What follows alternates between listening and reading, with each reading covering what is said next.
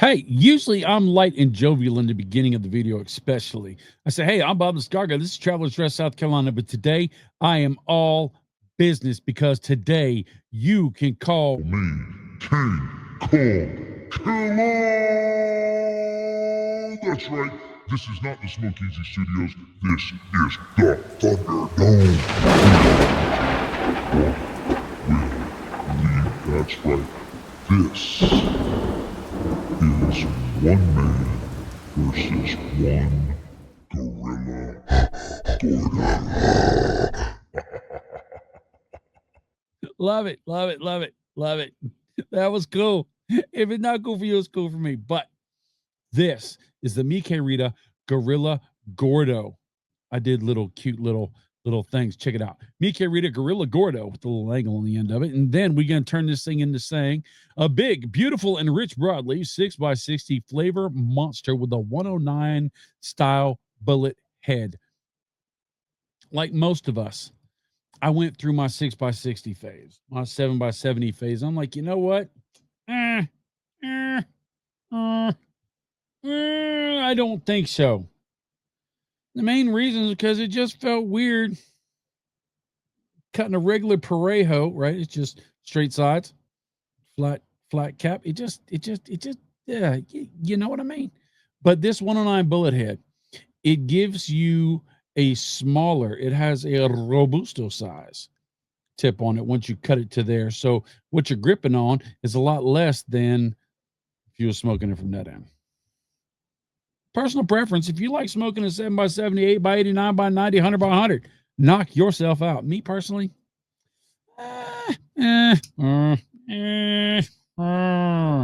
but this is the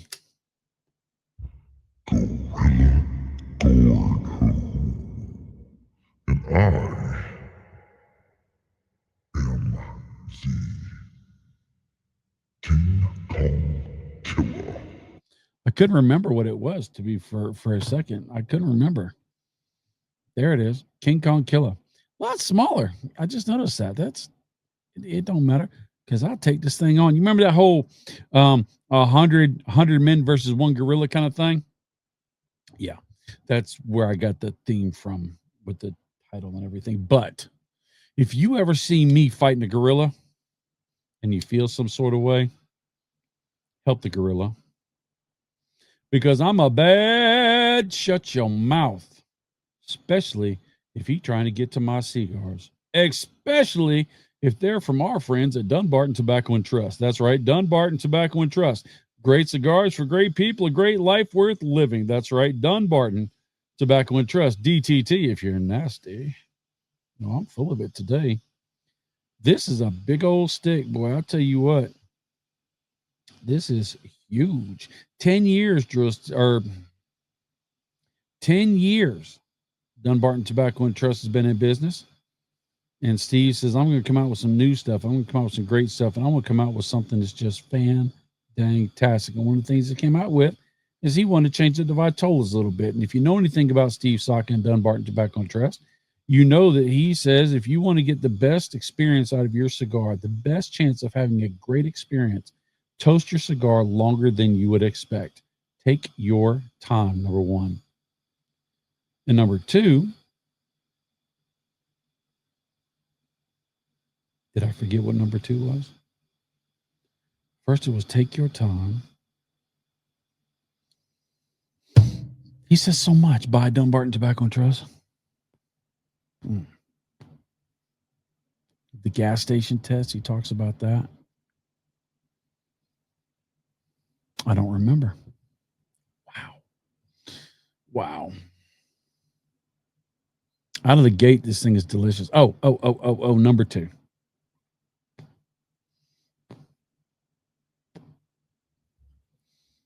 Steve blends to the Vitola. What does that mean and why is it important? Good question. Thanks for asking. Some manufacturers, and I'm not faulting them for it, that are putting out cigars, they make a blend, and let's say a Toro or a Robusto size, and they say, okay, we got it perfect. So now we're going to step down to a Lancero. So a Lancero, let's just say, because I don't know exactly, has 25% less tobacco. So we're going to take pretty much 25% out of each leaf in the blend so that it makes it the right size. Nothing wrong with that. In theory, you're going to get the same flavor. In theory. We're going to talk about that theory. And then we're going to build a 6x60. We're going to get a big old cigar. So a big old cigar is 37%, I don't know the number, 37% more than a Robusto Toro. So we're going to add 37% of leaf to each one of the fillers. And in theory, that makes sense. It would just taste the same. It would just be bigger, smoke longer, or smoke less, or have a different Vitola just for your feel or your look or your whatever. But here's the thing. You can't. The amount of the inside compared to the amount of the wrapper and the binder never are exact, right? You can't say, okay, we're going to a smaller ring gauge, so we're going to take off to third, whatever percent it was I said. You're going to take that off, and then that's going to be it. No, the wrapper is the wrapper, the binder is the binder, right? And it changes because depending on the tobacco, wrapper can impart a ton of flavor. And so it takes a whole lot more work and it takes a whole lot more time. It takes a whole lot more blending to say, you know what? I am going to, and this is what Steve Saka says. He says, I am going to blend to the Vitola, which means I'm going to use the same tobaccos, but I'm not just going to, if I go to a larger size, I'm not going to go evenly on every leaf. I may add a little more spice by keeping the Mexican San Andreas. I'll add a good amount of Mexican San Andreas to it, which is already in the blend, but maybe I won't put in any, or I'll put in less of the Corojo or the whatever, right? And so what that does is, and I see this most in the Sin Compromiso line. If you get 5 different Vitolas of the Sin Compromiso line and you smoke them back to back to back to back, which I have done for this purpose, one will be a little creamier, one will be a little bit stronger, one will be a little bit smoother, one will be a little bit rougher, one will be a little bit spicier, and one will be just heavy. And they're all different. And it's not because of the it just gets larger, it gets smaller. It's because the blend has been tweaked and changed. And so I personally have my own personal Vitola in the Sin Compromiso that I love more than the rest. I like them all, but there's one that it hits that perfect line. It gives me all the flavors in their proportions that I'm looking for.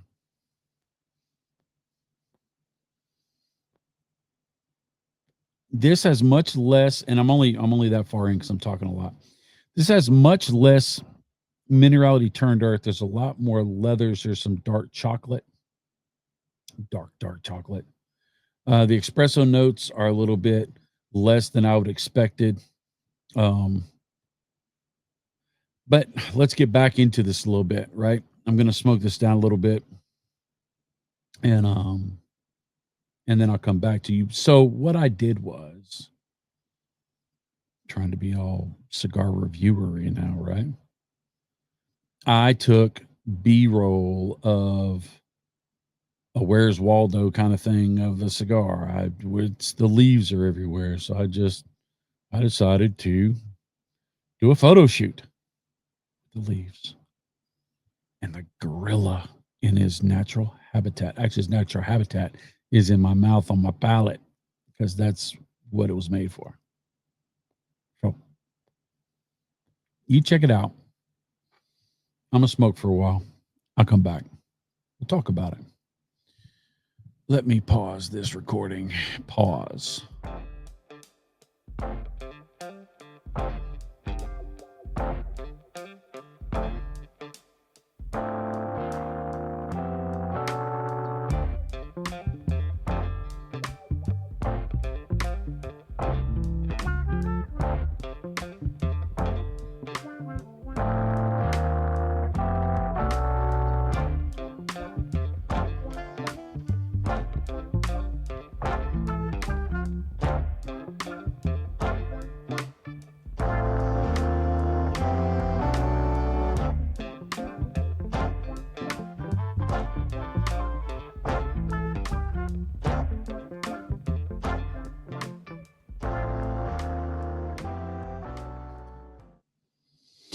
See, I gotta tell you, that's why when you review Steve Saka's cigars for the first time, you have to smoke more than the first third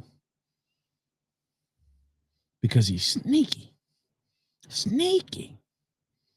or a mastermind,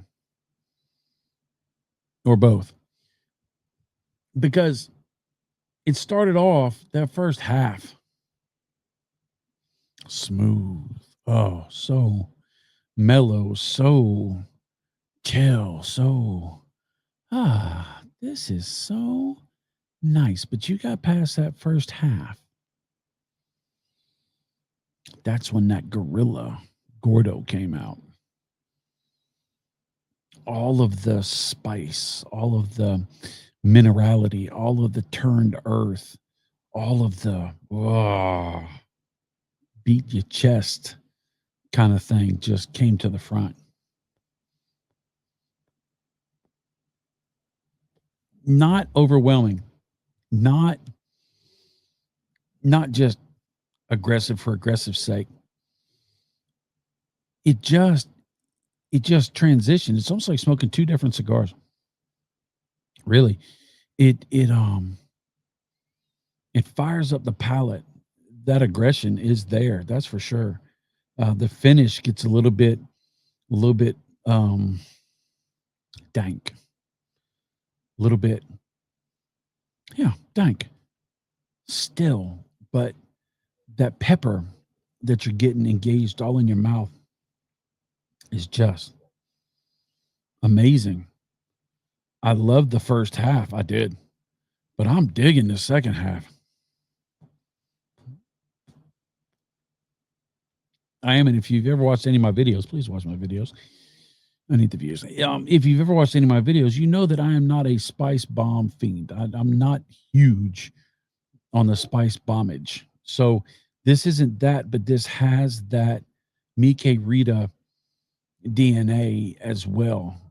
It was like he split it in half, and you got half of the Mike Rita experience of the smooth and mellow in the beginning, and then that spice came in behind. I don't know if he separated the leaves and he put the spicy all to the back and the smooth and mellow to the front, or if he just waved a magic wand over it and said, I don't know. I have no clue. I know he knows, and I know I'm not going to ask him because he wouldn't tell me anyway, because he'd be like, mind your business. You don't need to know that. But I got to tell you, this was such a surprise. I think I have found my favorite Mike Rita. And I'm surprised because me and 6x60s, we used to love each other, but now we kind of backed off a little bit. This with that bullet head, so it's not as big as it would be if it was just a straight Pareo. Really lends to the experience as well. Fantastic. Burn's been great. Mascara line's tight and tiny. Look at that mascara line. Look how thin that is. That's well aged.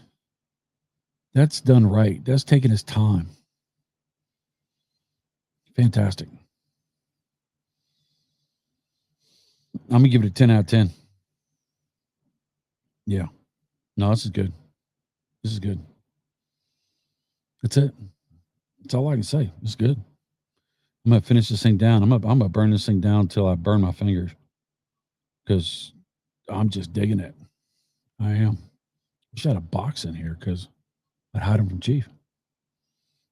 Don't tell Chief. I'll see you later. Later, Tater.